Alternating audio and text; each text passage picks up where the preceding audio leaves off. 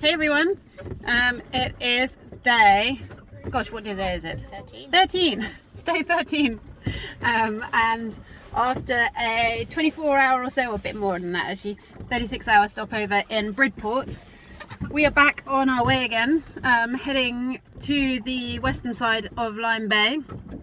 And yeah, again feeling just great to be back on the water. This time actually it was a really productive little stop in. We had to stop anyway to get our electrics fixed, which we did. Thanks very much to everybody who helped us find the amazing Kev who came down and diagnosed the issue with our electrics, and not only fixed it but also future-proofed it so that we've got a bit more resilience against that sort of thing happening again, and it won't cause a full power outage. And lots of spare fuses, and we know how to change everything everywhere, so that's brilliant. We're setting off feeling like we know more about our boat, we're better equipped, better prepared, and we waited there. There was some really nasty weather yesterday. We were watching the waves crashing over the harbour walls, and very grateful not to be out on the sea, particularly not sitting out on a parachute anchor with no comms and electrics. So all worked out really well. And yeah, spirits are high, sun's shining, and at the moment we've got I don't know if you can see through here if I change the focus a bit, but we've got some pretty choppy conditions.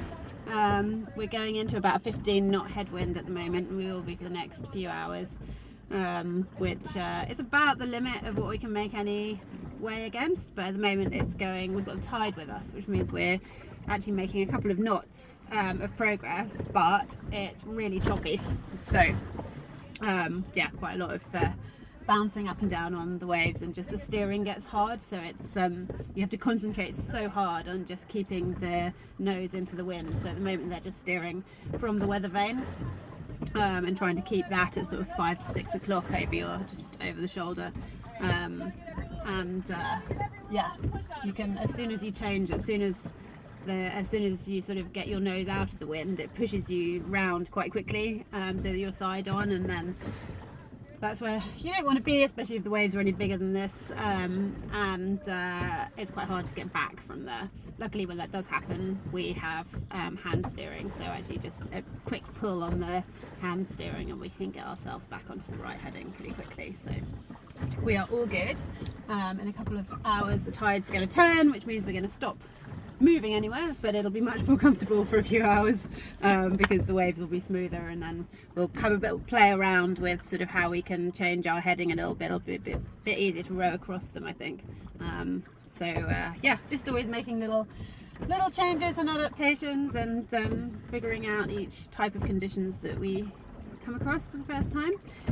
And then from about 10 o'clock tonight, we're expecting the winds to really drop and die completely by midnight, and then we've got a couple of days of really nice, calm, settled conditions, which we will just use to make as many miles as we possibly can.